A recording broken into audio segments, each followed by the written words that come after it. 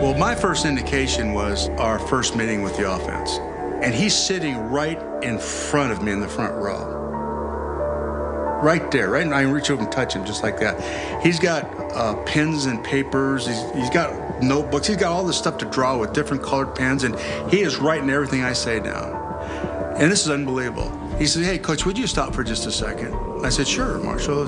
He turned around and says, "Y'all writing all this down? Does everybody have a pen and a piece of paper?" I just couldn't imagine that you could sit here and not take notes. You were going to forget something. From that moment on, everybody had a pen and a notebook out ready to take notes. After that meeting, I said, this is going to be pretty good. This might work out okay. You going to be a football player when you grow up? Today is the best day of your life. Believe Give it. me 18 years of daylight. That's all. Greatest leader I've ever known. What a ride in space. Forget the big red S. Superman wears a 2 and 8 on his chest.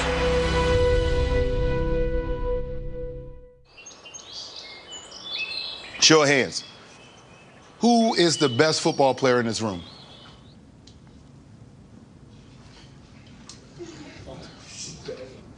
Really? I hope that when I leave, you believe you're the best football player in this room, in the country. The reason why I'm standing before you is because of one thing. Listen, there was Thurman Thomas, Barry Sanders, Emmitt Smith. It did not matter. In my head, I felt that I was the best player, period.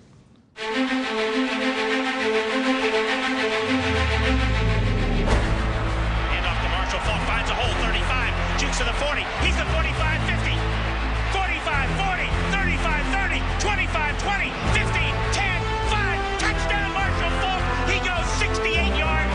He's amazing. Wow. What else can Marshall Faulk do for this football team? You put pads on this guy, and he's like no other player I've ever seen. You can't find a guy as versatile as a Marshall Faulk. I don't know if there's ever been one in the National Football League. What an effort by Marshall Faulk. He exuded confidence, like, I'm good. You know what I mean? And he was. He's going to beat anybody one-on-one on a routine basis, just going to do it. What he had, you can't coach. The instincts, quickness and speed and the vision. He could see things coming that many people can't see him coming. You're born with that. You can't explain that. You can't play-by-play that. You can't tell somebody what I just saw. Holy smoke. Did you just see that? Actually, there's one against the Saints in '99 that might be the best one of all time. Boom! And he pops out of this thing, and all of a sudden he takes off for about a 25-yard gain.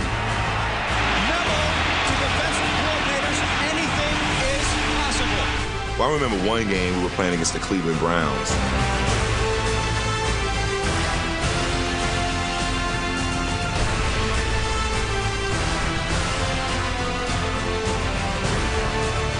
I'm saying to myself, did I just see what I just saw? And that's when everybody started calling him Superman. Superman, number 28. Check him out. Forget the big red S. Superman wears a 2 and 8 on his chest.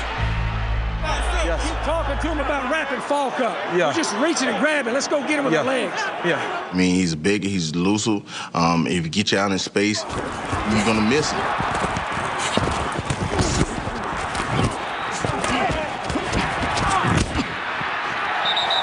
It's hard to catch him. You play with heart. Yeah. Heart takes up for a lot of stuff. Yeah. You see a lot of fast players that don't make it. Yeah. It's heart. You're right. You're right. That's all I know. Desire has always been a part of Marshall Faulk. If you're from New Orleans or you know anything about New Orleans, they tell you stay out the Ninth Ward. That's where I'm from. There's no reason for you to be in the Ninth Ward. People just don't make it. You just don't go from the hood to the Hall of Fame. The average income per family in this neighborhood is around $7,000 a year. It's one of the worst ghettos in America, and certainly the toughest in New Orleans. The Desire Housing Project was tough, challenging. As friends, you would fight just to make sure that you were okay with fighting in case, as a group, we got into a fight with some other people. He wanted to fit into the society or the area that he was in, and it wasn't the best society. Oh, it was kind of rough. Like, I told him to look around. Look around at the rest of them and see if you want to be there or you want to be better than that. My high school coach, Wayne Reese, he called me into his office, and my love for basketball was just, it was awesome. And he looked at me, he said, you're about 5'9" right now. He said, I want you to go home and let me know how many 5'9" shooting guards you see roaming the NBA. He said, listen, if you just dedicate some time to football, you'll have a chance to go to college. And I was like, really? And that's when things changed for me.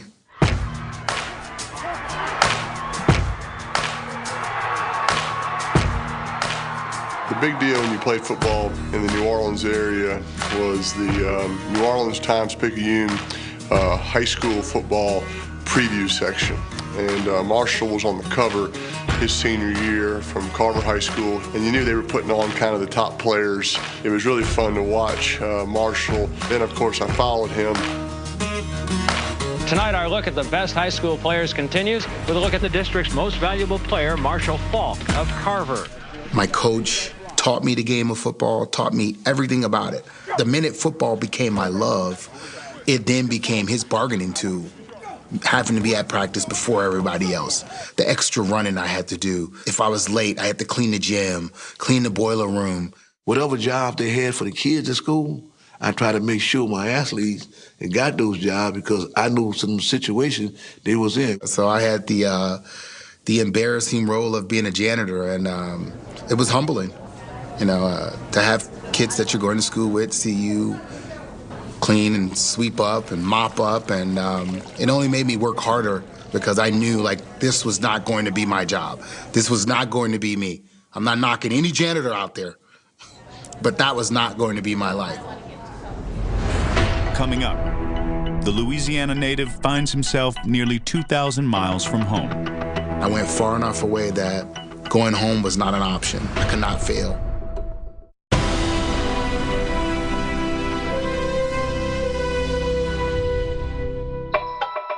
Marshall Faulk was a highly sought-after college recruit. He was hoping to attend the University of Miami. I wore the Miami Hurricane jacket in high school, and I was like, man, this would be awesome if I got a chance to play for the Miami Hurricanes. And then Coach Erickson kind of looked me in the eyes. We don't want you to play running back. We want you to play cornerback. That I wasn't big enough. That he didn't think I could play running back for the University of Miami. Faulk received the same message on 3 other recruiting trips. They wanted him only as a defensive back. Just 5 school visits were allowed.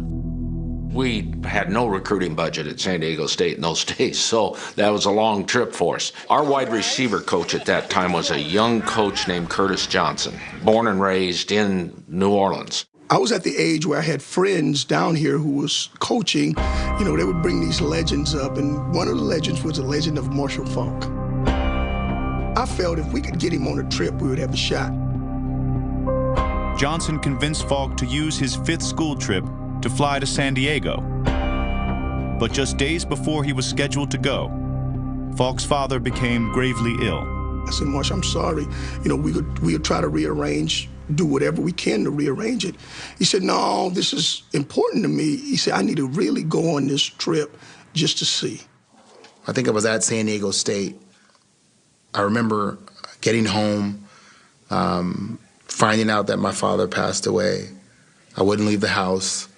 My coach, Coach Reese, had to come get me and make me go to the funeral. I mean, I wasn't ready to say goodbye. It just, you know, it wasn't time. But it was time to make his college choice. The first school that come up in here and offer me a chance to play running back, that's where I'm going. We made no guarantees to him other than the fact that if he was in our top 2 coming out of fall camp, he'd stay on offense. Marshall Faulk, I'm a 28, running back. I show up, and it's a one-back system, and I'm number 7. He quickly rose up to number 2. I maybe passed up 1 or 2 guys just learning the playbook faster than they did. smartest football player at a what I call perimeter position I've ever been around. I mean, it's not even close. In the second game, starter T.C. Wright left with an injury. Marshall Faulk is in the backfield, freshman from Louisiana.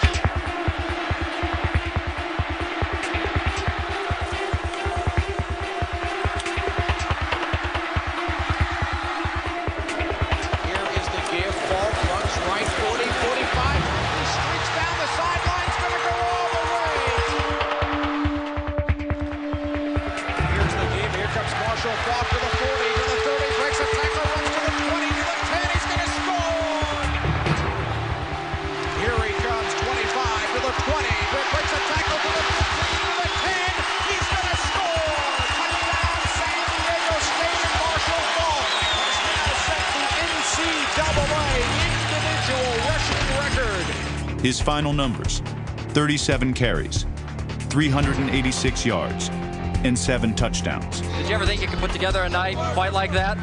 Well, no, I never really did, but, once I got in there, TC went down and came in, stepped in, and everything just seemed to go good. These guys here, they just blocked for me like hell. They worked their butts off for me. My life changed right there in that game. My football story just took off. And so did the profile of San Diego State football. I would find myself up late at night, staying up just to watch their games, 11, 12 o'clock at night, knowing I had school the next morning, but it didn't matter. I wanted to see this kid in all black just terrorizing college football. We went from less than 10,000 season ticket holders to 36,000.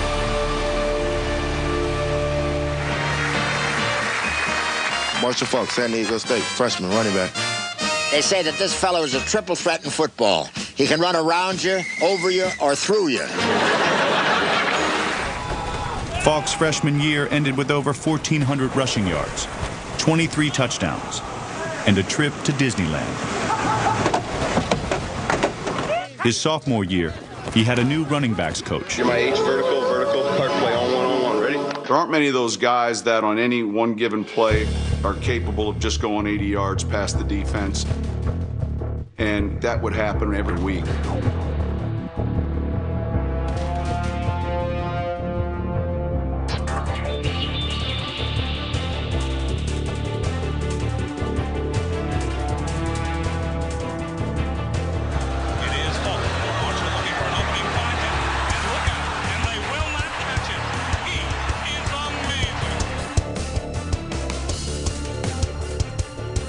In the Heisman race, Faulk was fast becoming the runaway favorite. If you asked anybody at the midway point of the season, it was Marshall Faulk, and then there really was a gap. An injury forced Faulk to miss the season finale against Heisman hopeful Gino Torretta and the school Faulk most wanted to attend, Miami. Take it easy, man.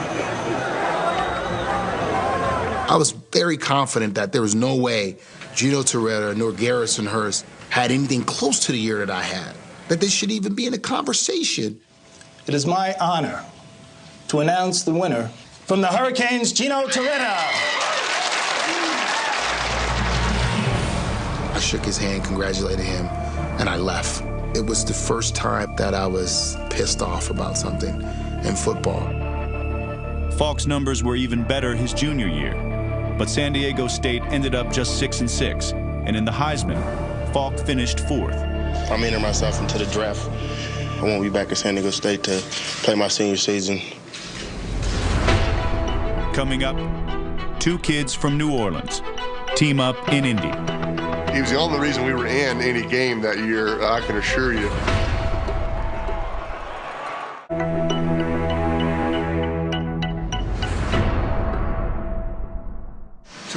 Marshall Faulk attended the 1994 Scouting Combine in Indianapolis. It was the worst blizzard ever. It was the coldest I had ever been. Didn't really own a coat. I leave the Combine with one thought in mind: I'm never coming back here again. On draft day, Indianapolis had the 2nd pick. I was shocked. At my workout, it was 29 teams minus the coats. They didn't come to my workout. My first game, regardless of how confident you are, you have doubt. I'm playing a game with grown men, and the question for myself was, can you play this game on this level? I predict he'll break the big one very soon. I think he said something.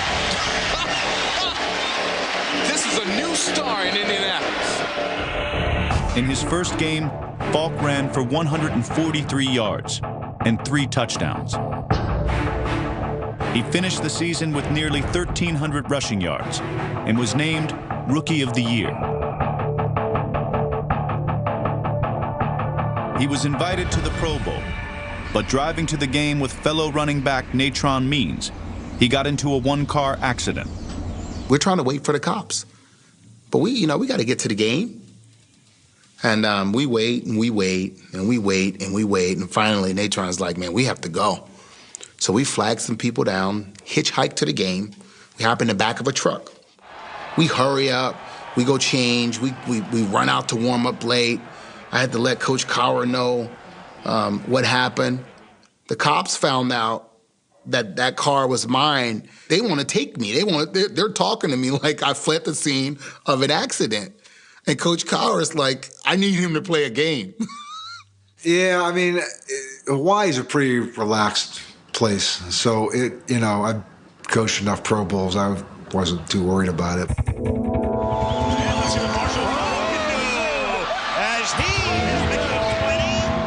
With just minutes remaining, Faulk had 131 yards rushing. His teammate Chris Warren had even more. We're getting ready to punt. I said, Chris, come over here. I got some good news and bad news. Good news is you just set a record for the most yards rushed for in a Pro Bowl game. He goes, wow, that's awesome. What's the bad news? I go, I'm running a fake punt with Marshall, and he's about ready to break your record. Oh, there's that fake head of Marshall Faulk. Look at this. Marshall Faulk setting a record that may never be broken.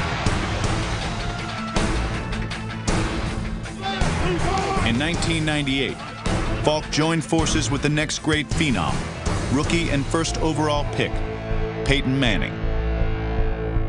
My head was spinning. I had a lot on my plate, and trying to learn this NFL style of football. And Marshall will be right next to me, and he'd be reading the defense like a quarterback would, and he would be helping me out. Hey, Peyton, this linebacker's blitzing. Hey, it's going to be zone. He could see things. Marshall was a real source of comfort for me. Fires it deep to the end zone, intended for Marshall Faulk. He is there. Touchdown! I was looking to him a lot. In Week 10, the Colts played the first-place Jets. With 2 minutes left, they trailed by 6 and faced 4th and 15.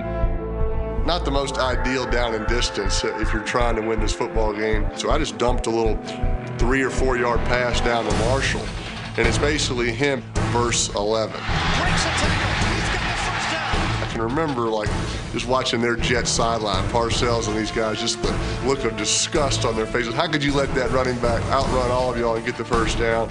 One of our 3 wins that year, but it felt like we just won the Super Bowl. Manning takes the snap, hands it off to Faulk, trying to go left side. He may go! Indianapolis finished in last place, but Faulk enjoyed his best season in his 5 years as a Colt. Through 14 games, he was the NFL's 5th leading rusher. We had talked, if he's in the top 5 in rushing, we'll renegotiate his contract. We got 2 games left. Well, it was the night before the game. It was a team meeting, and I'm always been a stickler for being on time, okay? Marshall, at times, would just cut it close to being there. He'd be there on time, but it wasn't like he was there 10 minutes early or 5 minutes early. The team meeting starts at 8:30. I've walked into every meeting about 8:27 to 8:28. At 8:25, while I'm sitting outside, Jim Moore stops the special teams meeting and starts the team meeting. By my watch, he's late. I said, Marshall, you're late. Oh, I'm not late. It's kind of like that, if I recall it. I said, you're late. He goes on one of his rants about being late, and that's why we're not playing well, and, this is why you can't win games. I was like, Coach, I'm not late. Shut up, you talk too much, yada, yada, yada. He keeps going off, and I'm like, where is this coming from? I'm not going to treat him any different because he's Marshall Faulk. And maybe some other coach would have said, oh, it's okay, go on in there. You're only 15 seconds late. Not me. I don't care who it was. If they were late, they're late. And then you're not starting. Faulk was benched for the first quarter. In the fourth, he lost the ball and the Colts blew a 13-point lead. Faulk finished with a season-low 19 rushing yards and ended the season outside the top 5 by 13. The Colts refused to renegotiate his contract. I think the relationship became somewhat torn to the point where it was unrepairable. And I told him, I said, look, I'm going to get you out of here. I thought he would be excited, and he was very disappointed. And he said, you don't understand. He said, I think they're building something very special here. I think Peyton's going to be good. And I told him, I said, look, I'm trying to get you to a better team. I wanted to get him on grass, somewhere where it's warm, West Coast. And I was 0 out of 4. Faulk was traded to a team in Middle America with cold weather, played on turf, and had not had a winning season in a decade.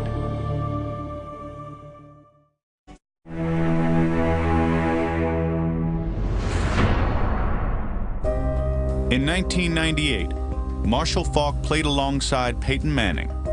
Faulk had his finest season, but the Colts finished 3-13. I felt like I had paid my dues there and I deserved a new contract, and they felt like I didn't. You know, you never want to leave. I thought I'd finish my career in Indianapolis, but now I'm here, and I hope to finish here. The deal that sent Faulk to St. Louis was made possible by another Hall of Fame running back. In 1987, Eric Dickerson was traded from the Rams to the Colts. 12 years later, he still had connections with both. I was sitting there talking to Jim Irsay, and he was talking about Marshall. You know, Marshall's a great player, but, you know, he's not big enough to get inside like we like. You know, like you, Eric, you're a big back. And I had a feeling he was thinking about trading. He didn't say that, but I just had a feeling that he might think about trading him. So I talked to John Shaw. John is always a why guy. Well, why should we do this? I said, John, I said, first of all, you have no name recognition for the Rams. I said, he would give you name recognition. He's a Pro Bowl player. He's a well-known player in the NFL. I said, I think he would really help the team. He said, well, they're talking about trading him. I said, I talked to his agent. His agent said yes. We were at the owners' meetings in March, and John Shaw came to me, our president, and said, Dick, you know, the word's out that Marshall Faulk is available for a trade. Jim Mora was the head coach of the Colts. Of course, we worked together and had remained friends, so I started talking with Jim about it. If I knew we weren't going to have Marshall, and Dick Vermeil, a friend of mine, called me and said, what about Marshall Faulk? I would have endorsed him. I would have said, hey, this guy's something. He's a special player, and he's not a problem as far as I'm concerned. I'm at my desk, and Dick comes down and says, well, what do you think, what would you think if we get Marshall Faulk? Now, that's not very funny, Dick. Yeah, that's not very funny. Because I knew how good he was. You know, everybody knew who Marshall Faulk was. And, you know, here there's the Rams. Rams don't do stuff like that, you know. So this would have been a dream come true. But I didn't put any credence to it. I just figured, how are we going to get him from Indy? And John asked me, he said, Eric, he said, what do you think we should give for him? I said, I think a 2 and a player would be, I think it'd be a steal. The Colts packaged Faulk for a 2nd and a 5th-round pick. The player they would call Superman had landed in St. Louis, but he hardly looked the part. There's some guys in the NFL that are physical specimens that you go, that guy's going to be a superstar. Marshall wasn't one of those guys that you looked at outside of pads and said, man, I bet that guy's one of the best athletes that ever played. And I mean, I remember I would bring people into the locker room, and Marshall would be over there sitting in his locker, and they'd look at me and they're like, who's that in Marshall's locker? And I'm like, it's Marshall Faulk. They're like, what? No, that's not Marshall. I'm like, trust me, it's Marshall Faulk. Faulk signed the richest contract in franchise history. Superman had come to save the day. Instead, the Rams were dealt one of the worst setbacks imaginable. Trent Green comes in here, the real hope for this offense. We've been talking about him all game and all preseason long. I have the outside guy, and Rodney came around the edge, and instead of me really being forceful with him, I gave him the it's preseason kind of push to the ground. Now we've got Trent Green down. We've got Trent Green down in the middle of the field. I'm just looking at Trent Green and I'm thinking to myself, wow, that was on me. I never gotten someone hurt before. Someone never been hurt on my watch. As teammates do, no, it's not your fault, don't worry about it. And I don't blame it on Rodney. I don't blame it on anything or anyone other than myself, whether it's preseason or not. If I would have done my job, that doesn't happen. I had problems even looking Trent in the eye. Everything is right now on me. I'm thinking to myself, you get your way out of Indianapolis, you leave a Peyton Manning, you get a Trent Green hurt, like what, and now who's your quarterback? Kurt Warner checks in. Certainly not where Trent Green is and the kind of experience that Green brought to this offense. Coming up, Faulk at the heart of one of the unlikeliest championship runs in NFL history. We going to the show, we won it!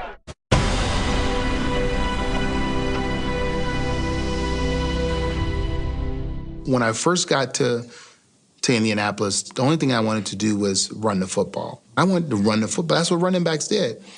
And then after what I went through to get to St. Louis, having what happened with Trent, I was willing to do whatever they needed me to do, wherever they needed me to line up, sharing the knowledge that I had about what we could do, what I could do, the things that I saw, whatever it was, I was going to help the team win.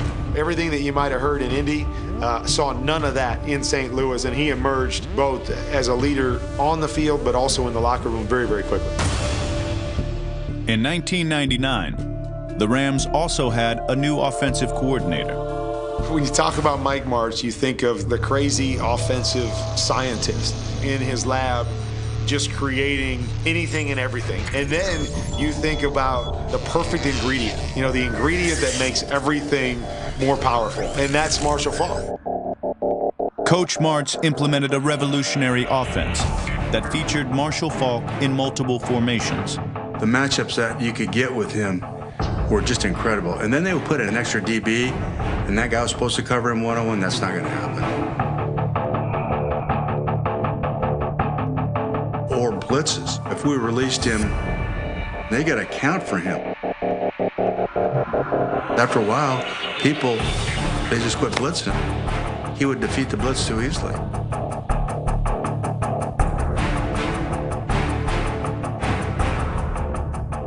One of Marshall's basic routes where he acts like he's going into the flat and he comes over across the middle on a delay route. Still to this day, we call it the Faulk route.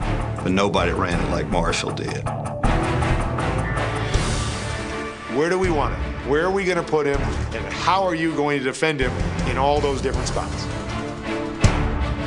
He wasn't faster than a speeding bullet or more powerful than a locomotive, but his physical gifts transformed the Rams from bad to good.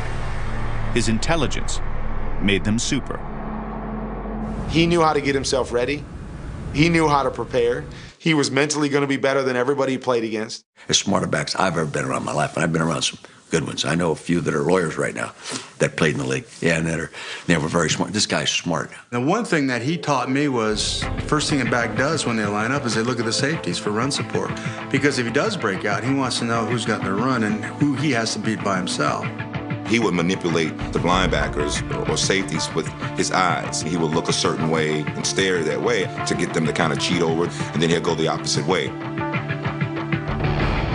One play that always stands out for all of us, and we remember it, it's on a couple of our highlight videos, it was in Tennessee. We don't have any timeouts. We're trying to get a field goal and put it into overtime. And I hit Azakim on a throw, and he gets hit, and he's slow getting up. We're all kind of like, get up, you know, just kind of watching him like, come on, we're going to run out of time. Well, Marshall, again, being cerebral, knowing what's going on, knowing the surroundings, had the sense of mind to run, pick Oz up, help him get lined up, get back to his position, and we clocked it. Big play! Way to go, Marshall! Like $9 million a year. Then we move into the protections. He said, I can block this guy, and if that guy comes out, I can get him too. Don't worry about it. When they bring this guy, they don't bring these guys over here. Through my film study. Through your film study. So he started that whole trend with backs about what you could do with them in the protection.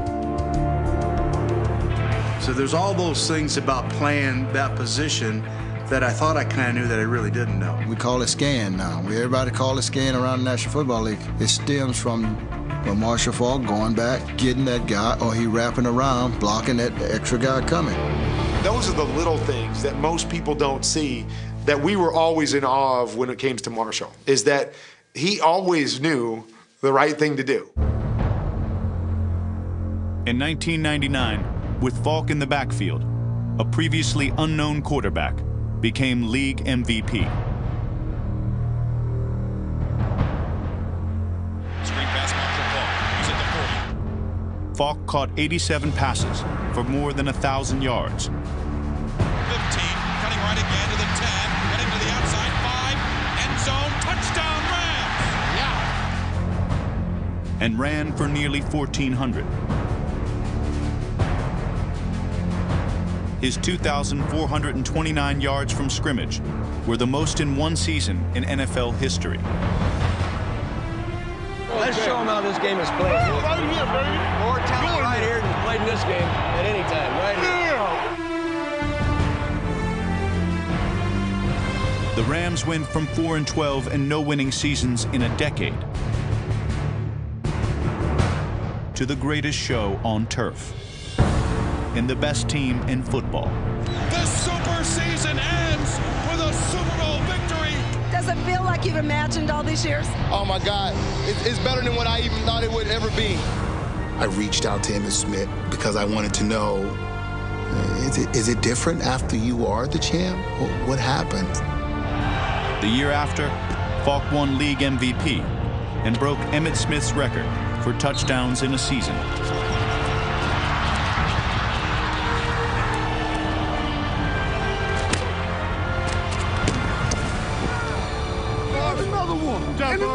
It became personal for me. I wanted to make sure people knew that we were not a fluke, that we were real. Listen, do not be afraid of excellence. In 2001, Faulk chased perfection, even at the end of a 35-0 win. I have been 4 years without a fumble. 4 years? You have no idea how pissed I am right now. Thank you, man. Sorry about that. What? The fumble. I don't fumble, Coach. Man. I know you don't. I don't fumble. Don't worry about it. I know how bad you took it. It happened. Nobody's perfect. But I try to come damn close to it, that's all. The Rams finished with an NFL best 14-2 record and the most points over a 3-year span in NFL history. But in the NFC Championship game, they sputtered. And at the half, they trailed.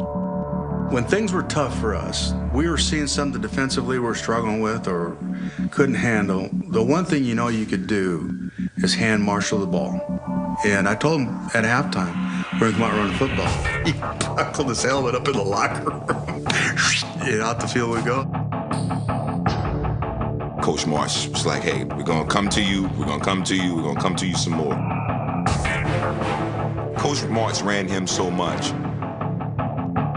He had snot bubbles in his nose.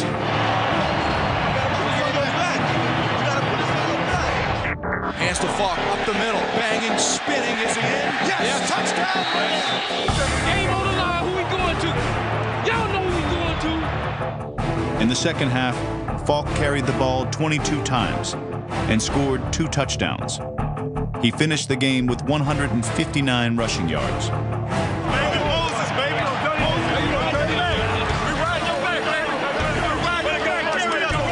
Without Marshall, we're not the greatest show on turf. We're not, in my opinion, the greatest offense that's ever played. He was the difference maker.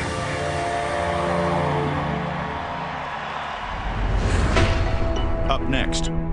Hurricane Katrina, one of the most powerful and dangerous hurricanes ever on record. Everything that I know as a kid, it's underwater. Make a craft. And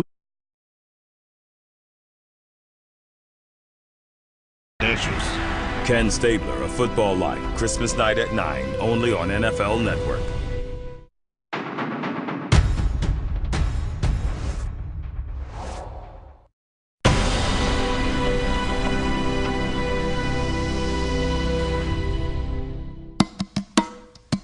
Marshall Faulk was a child of New Orleans. As a teenager, he worked in the Superdome.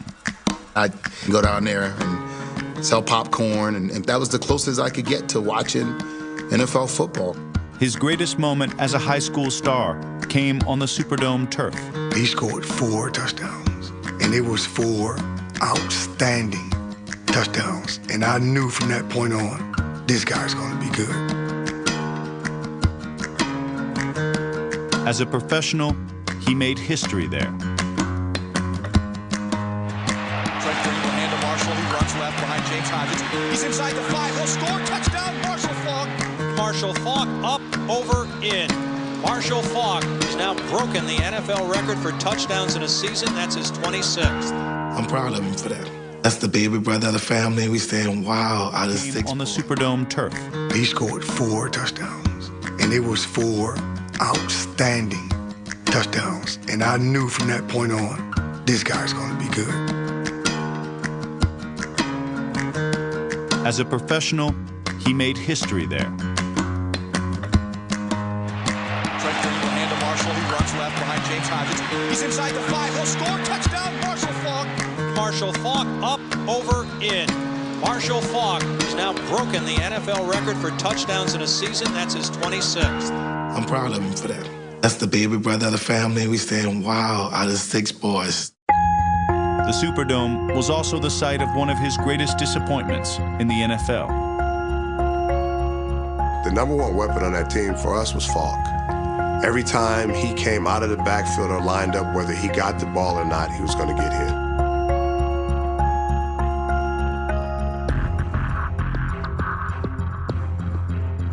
They did everything they could because they understood how special he was. His run average was still like 4.5 or 5 yards per carry in that game. We just weren't able to be patient enough to just let him take that game over. It's like one of those nightmares with Adam Vinatieri. Every time he makes a kick, I'm like, it never goes right. Can you just miss it? Set to go, snap ball down, kick up, kick is on the way, and it is good! What a stunner here in Super Bowl 36. The Rams were 14-point favorites to win this football game. Every game that I had ever won in New Orleans, I had won as the enemy. And to have that game be at home and not be the enemy and to lose it, it was painful. In 2002, the Rams began the season with 5 consecutive losses. And in an interview with Bob Costas, Faulk made a statement without saying much at all. Their NFL season preview. What's happened here? What do you think has happened? I have no idea. None? None. No theory? None. If I knew, I'd fix it. We had some injuries on our offensive line, and Bob's questions were not about me, my job, and how this team could get better. It was directed at our offensive line. You were in the offense a little bit more, but not able to bust loose. Okay. Hold on a second. I can't do this, Bob. No, you can't. I can't. No, I'm serious. I can't. Why? There's no way that I would go on record while we are playing. The game is about to happen and talk about these guys not doing their jobs. No way. You don't do that kind of stuff. He was the greatest, most unselfish player that I've ever seen. A guy that was ultimately just happy for our team success and ultimately happy for the success of other guys. And that, to me, is what leadership's all about. Faulk's leadership got him a Super Bowl ring, but his treasured possessions from his childhood are gone forever. Hurricane Katrina, one of the most powerful and dangerous hurricanes ever on record, slammed into the Gulf Coast this morning with winds as high as 140 miles per hour. The damage is immense and may take years to undo.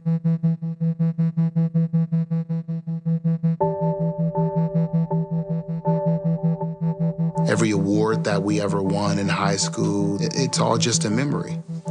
I would send footballs back and trophies back and all my stuff from the NFL back to my mom's house is gone.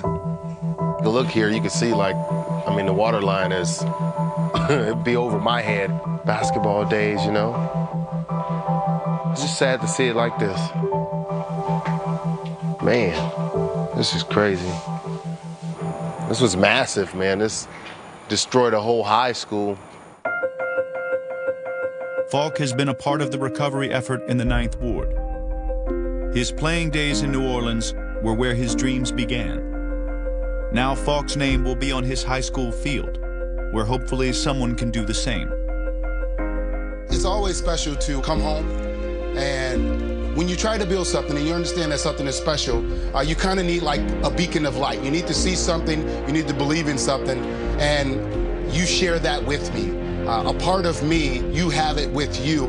Regardless of where I live, where I've been, where I've played, I always am proud to say that I'm from New Orleans. And the minute they say New Orleans, I say I'm from New Orleans. We're starting to see recovery now. The decision to rebuild my high school, I am so thankful for that. This is his home. What he did for Carver, that was beautiful. He came back. He never forgot that somebody helped him.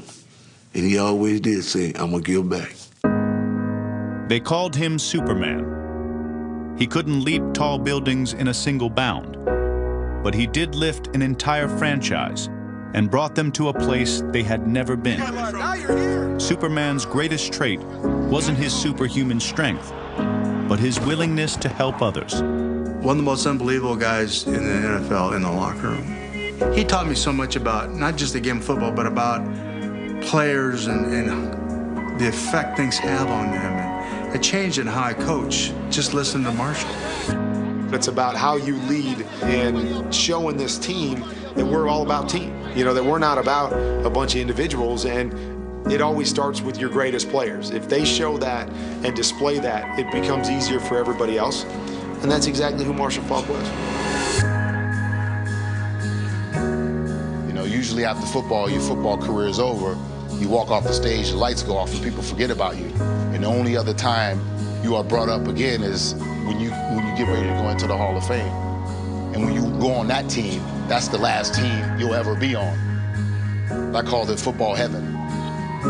But, you know, that's a lofty goal for you guys. Because I don't know if you guys are willing to commit to each other to winning some games. Now let me ask you this one more time. Who the best football player in this room? Okay, we got some more hands.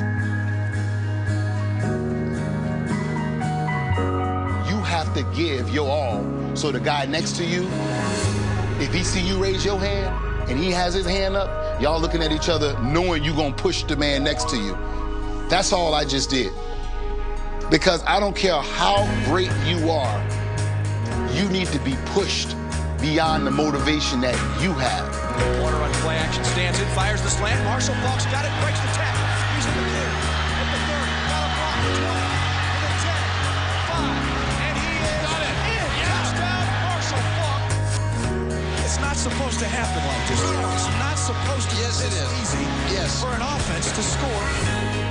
The bond of family. That's the only way you win in football.